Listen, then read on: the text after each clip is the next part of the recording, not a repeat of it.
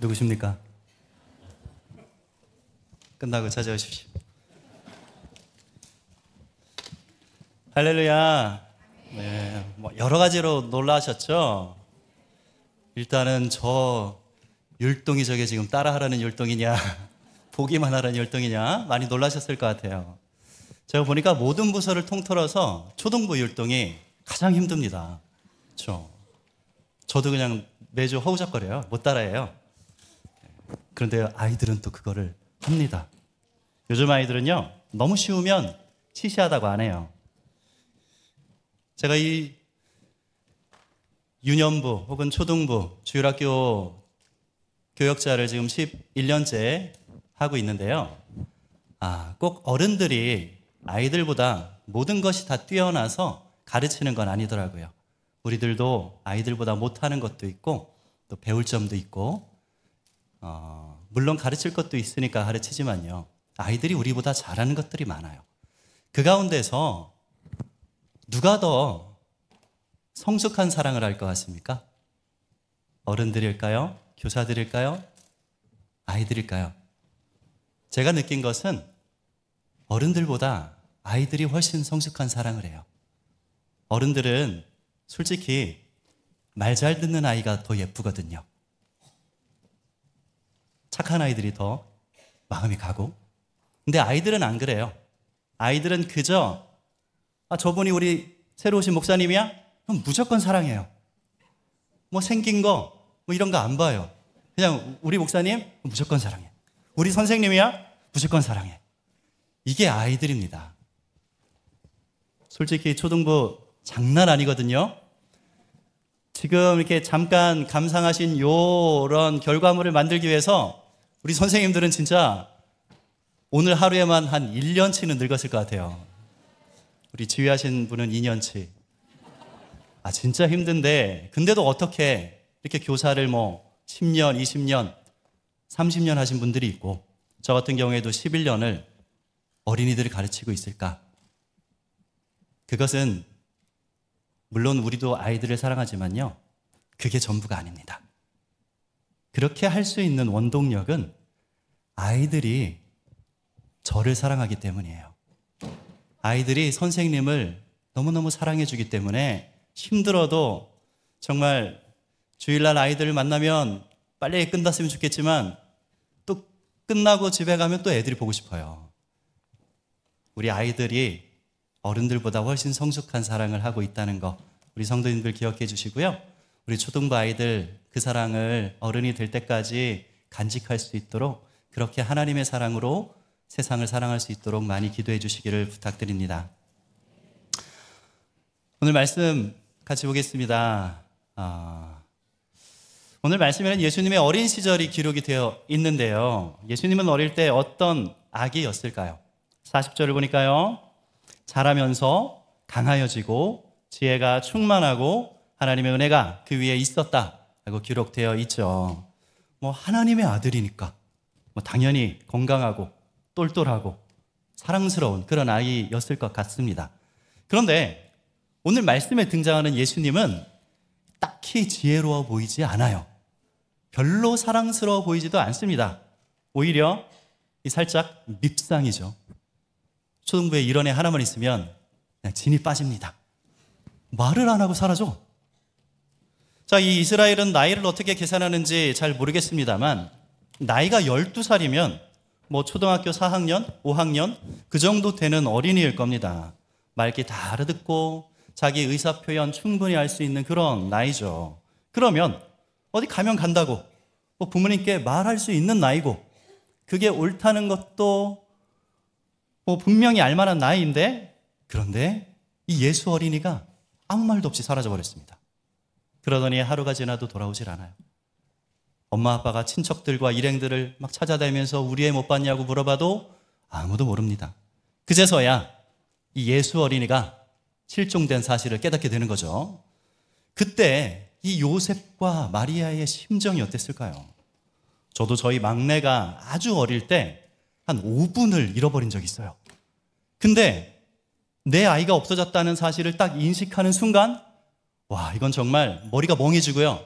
막 하늘이 무너지는 것 같고 그냥 세상이 다 끝나버린 것 같은 그런 절망감이 막 순식간에 찾아오는 것을 느꼈습니다. 이렇게 잠깐만 아이를 잃어버려도 부모는 정신이 나가버리는데 4일 동안이나 애를 찾아다니는 이 예수님의 부모님은 얼마나 걱정을 하셨을까요? 정말 피가 말랐을 거예요. 처음에는 그렇게 생각합니다. 이놈의 자식, 찾기만 해봐. 내가 그냥 혼쭐을 내줄 거야. 그런데요, 시간이 더 지나면 그런 생각도 안 들어요. 그냥 찾을 수만 있었으면 좋겠다. 그냥 어디에 사람만 있었으면 좋겠다. 이제는 그런 생각밖에 안 듭니다.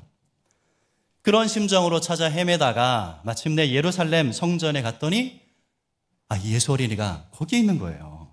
이 48절을 보시면요, 이런 상황에서도 이 어머님께서 이 말을 굉장히 예쁘게 하시죠. 아이야, 어찌하여 우리에게 이렇게 하였느냐? 보라, 내 아버지와 내가 근심하여 너를 찾았노라. 설마 진짜로 이렇게 이야기를 했을까요? 실제로는 어땠을까요? 누구? 아까랑 같은 분이에요? 너 이놈의 자식, 여기서 왜 이러고 있어? 엄마가 아빠가 너 얼마나 찾았는지 알아? 엄청 혼을 내셨겠죠. 그런데 이 예수 어린이가요, 완전 뻔뻔해요. 예수가 사춘기가 온 걸까요? 엄마에게 이렇게 말합니다. 어찌하여 나를 찾으셨나이까? 이거 한 대 때릴까요 말까요? 요즘 말로 킹받죠. 이놈의 자식 킹받게 하네? 어찌하여 찾긴 뭘 어찌하여 찾습니까? 네가 내 아들이고 나는 네 엄마고 우리가 집에 가야 되는데 네가 없어졌으니까 찾아 나선 거죠. 그런데 그걸 모를 리가 없는 예수 어린이, 왜 이런 말씀을 하셨을까요? 아니, 어릴 때부터 지혜가 충만했다면서 왜 이런 이상한 대답을 했을까요? 성경에는요, 예수님의 어린 시절이 거의 기록되어 있지 않습니다. 그런데도 불구하고 오늘 이 사건에 대해서만큼은 굉장히 자세히 기록을 해 놓은 것을 보면 이 사건이 이 예수님에게는 아주 큰 의미가 있는 사건이기 때문일 거라는 걸 짐작할 수가 있죠. 자, 이 12살에 겪은 이 사건을 기점으로 이 예수님께 뭔가 굉장히 큰 변화가 있었기 때문에 이 저자가 분명히 기록을 했을 거예요. 그것이 과연 어떤 변화일까요? 41절 말씀으로 미루어 봤을 때요, 예수님의 가족들은 해마다 6월절이 되면 예루살렘 성전을 방문했습니다. 지금까지 예수님은 12번을 방문을 하셨을 거고요, 아마 이전에는 이런 일이 한 번도 없었을 거예요. 말없이 사라진 적이 없을 거예요. 만약에 전에도 이런 적이 있었다면, 그랬다면 이 엄마 아빠가 이 예수 어린이를 그냥 놔두지 않았겠죠. 밀착 마크하고 잘 감시하셨겠죠. 하지만 지금까지는 이런 일이 한 번도 없었기 때문에 특별히 신경을 쓰지 않았는데, 이 12살 6월절에는 성전에 오시더니 집에 돌아가지를 않고 거기에 남아 계셨던 거예요. 왜 이번 연도에는 그렇게 하셨을까? 그러면서 자기를 찾아 헤맨 부모님께 오히려 그게 지금 당연하다는 듯이 그렇게 말씀을 하셨을까요? 이 49절을 보시면요, 굉장히 의미심장한 말씀을 하십니다. 어찌하여 나를 찾으셨나이까? 라고 하시더니 이어서 이런 말씀을 하세요. 내가 내 아버지 집에 있어야 할 줄을 알지 못하셨나이까? 자, 지금 보면요, 하나님을 내 아버지라고 하고 성전을 내 아버지 집이라고 말씀을 하십니다. 그러면서 그거를 당연하게 여기고 계시죠.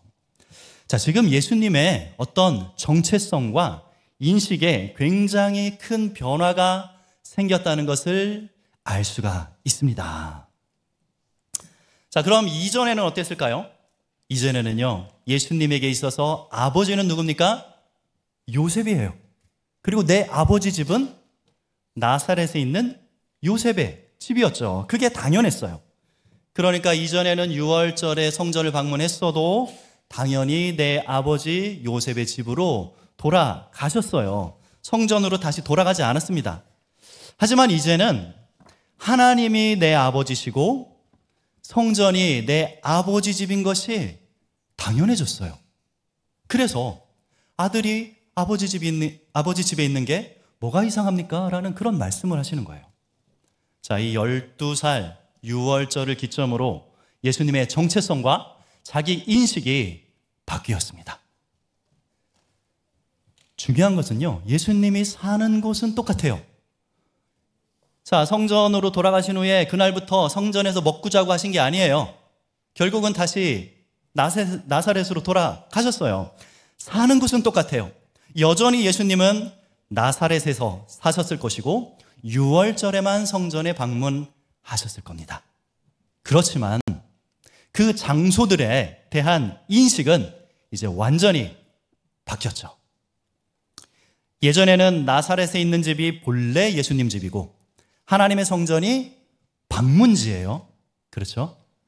요셉의 집이 여기가 내 집이야. 하나님의 성전은 그냥 6월절에만 방문하는 방문지. 그런데 이때부터는 하나님 아버지의 집인 성전이 여기가 내가 원래 있어야 되는 곳이에요. 그리고 나사렛에 있는 집이 방문지가 되었습니다. 어디에 더 오래 사느냐, 오래 머무느냐, 이건 중요한 게 아니에요.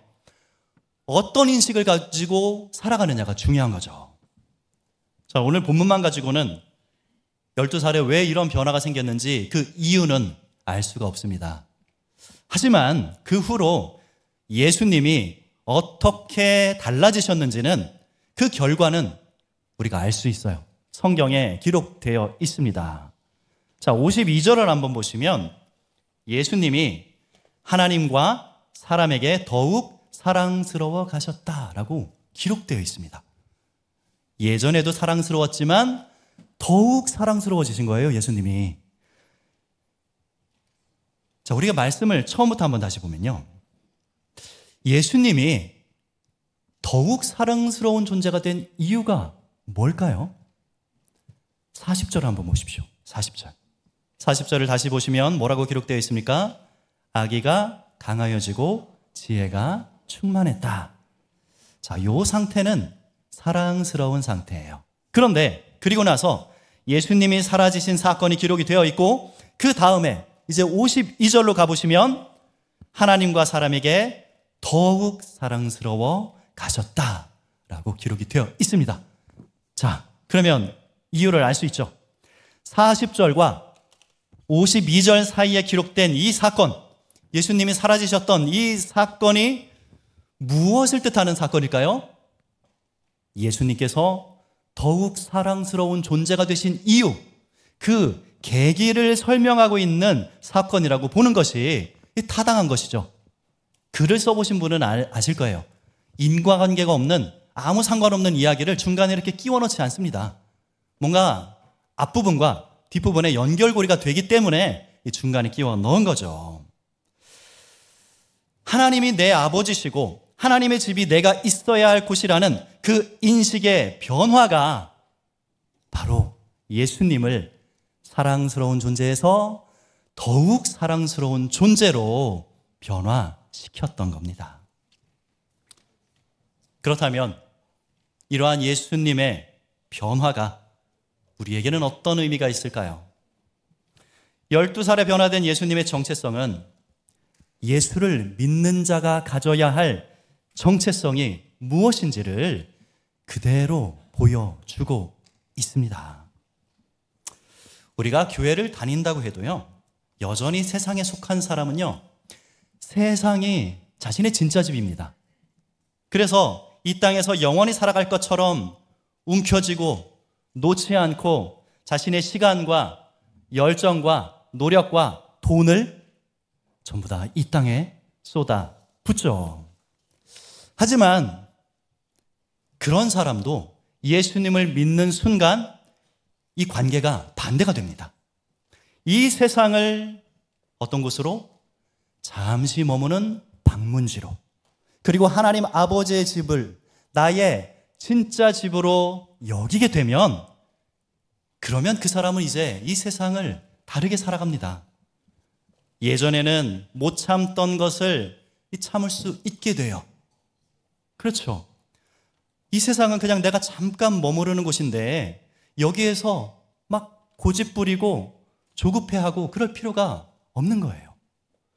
그리고 또 예전에는 욕심 부리고 움켜쥐고 있던 것을 이제 놓을 수 있게 되고요. 예전에는 절대 져주지 않던 사람도 이제는 너그러워집니다. 그렇겠죠. 이 땅은 그냥 잠깐 머무는 방문지인데 내가 꼭 여기에서 항상 이길 필요는 없는 거예요. 오히려 영원한 집에서 그곳에서 인정받는 승리가 진짜 승리라는 것을 알게 되고요. 굳이 여기에서 막 다 이기려고 하지 않아요. 또 예전에는 용서하지 못했던 사람을 용서할 수 있게 되고 사랑하지 못했던 사람을 사랑할 수 있게 됩니다. 그렇겠죠.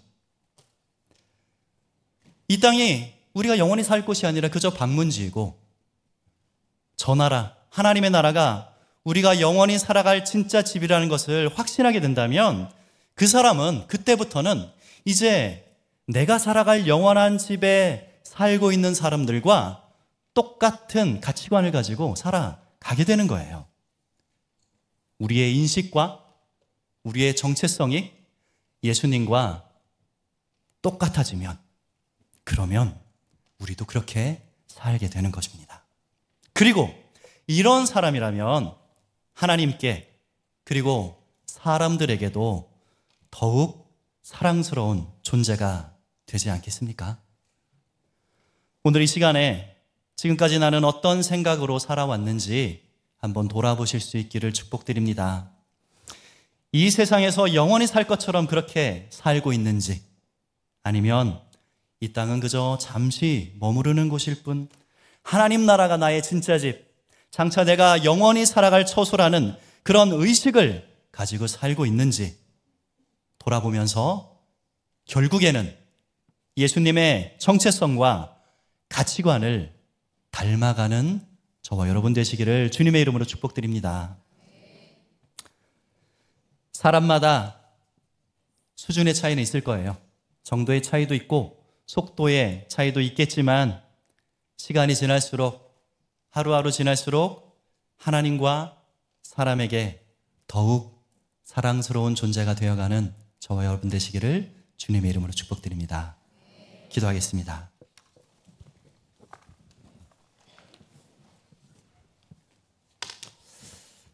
하나님 아버지, 우리들은 아무 공로도 없고 자격도 없지만 하나님께서 예수 그리스도를 우리를 위하여 보내주심으로 그 영원한 나라를 우리에게 영원한 처소로 허락해 주심에 감사를 드립니다.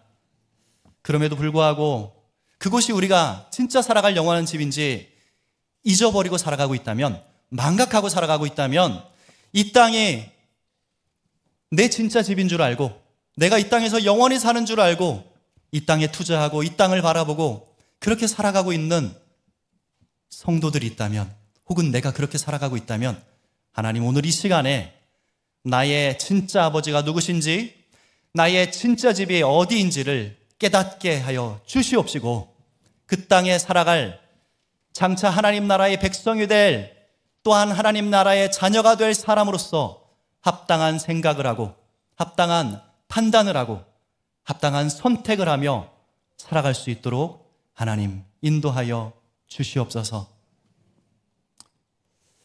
또한 오늘 우리 초등부 헌신 예배를 하나님 앞에 올려드리게 하심에 감사를 드립니다.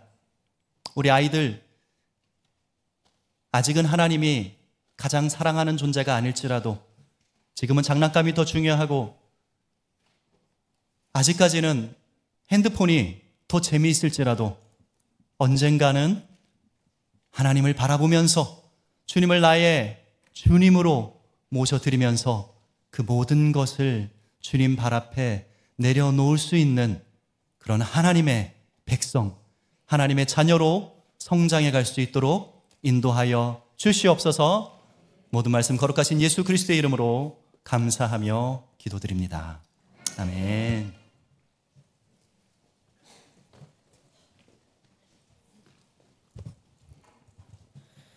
찬송가 488장 이 몸의 소망 무언가 부르시면서 준비하신 예물 드리겠습니다. 봉헌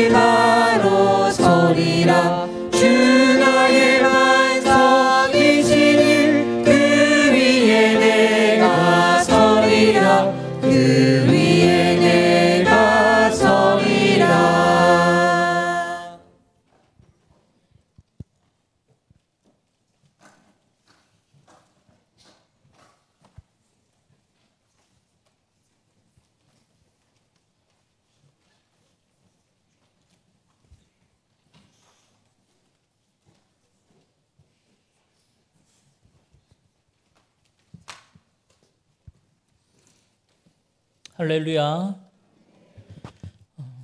우리 초등부 헌신을 다짐하며 오늘 예배하는 초등부를 위해서 여러분 많이 기도해 주시고, 우리 아이들이 정말 믿음의 세대가 되어서 선교에 이 신앙을 이어받아 이 교회를 이끌고 갈 수 있도록 여러분 함께 해주시기를 부탁드립니다. 주보 꼼꼼히 살펴주시고 한 주간 여러분 기도하시면서 다음 주일에 우리 이 아이들을 위한 새 성전 건축을 위한 건축원금 작정 여러분 믿음으로 잘 해내시고, 또 금요일에 금요기도에 꼭 참석하셔서 태신자 구원을 향해 여러분 꼭 전도 배움 주간 첫 번째 여러분 잘 이루어 가시기를 바랍니다. 여러 가지 그런 어려움이 있어도 구원의 역사는 꼭 일어나더라고요. 그래서 여러분 꼭 태신자, 품은 태신자 소원을 가지고 하나님 이번엔 꼭 우리 가족, 우리 이웃 결신할 수 있도록 여러분 기도 멈추지 않고 해나가시기 바랍니다. 우리 함께 기도하십시다. 하나님, 오늘 헌신을 다짐하며 하나님께 마음껏 찬양하며 경배를 올려드리는 우리 초등부 친구들을 기억하여 주시고, 하나님 우리 초등부 친구들 한 명 한 명의 이름을 하나님이 이미 알고 계시는 줄 믿습니다. 그 이름을 불러 말씀 앞에 세워주시고 기도와 찬양으로 하나님 흔들리지 않고 저 거친 풍랑의 세상 믿음으로 승리하는 삶을 살게 인도하여 주시옵소서. 어릴 때부터 하나님이 나를 얼마나 사랑하시는지, 예수님이 날 위해 십자가 지셨음을 고백하며 함께 기도하고, 또 믿음의 선생님들과 함께 하나님을 향한 또 세상을 향한 하나님 주신 거룩한 꿈 꾸며 그 꿈 다 이루는 인생 되게 은혜 내려 주시옵소서. 그리하여 어둡고 부패한 세상 앞에 하나님 빛과 소금으로 귀하게 쓰임받게 하시고 역사의 물줄기를 변화시키고 이끌고 가는 하나님 나라의 국가대표들이 되게 하나님 축복하여 주시옵소서. 이를 위하여 헌신하며 눈물로 기도하는 우리 선생님들을 하나님 기억하여 주시고, 하나님 선생님들의 그 헌신이 하나님 땅에 떨어지지 아니하고 하나님께 올려진 바다 하나님의 영광만을 드러낼 수 있도록 사용하여 주시옵소서. 하나님, 이번 한 주간도 우리는 태신자를 품고 기도합니다.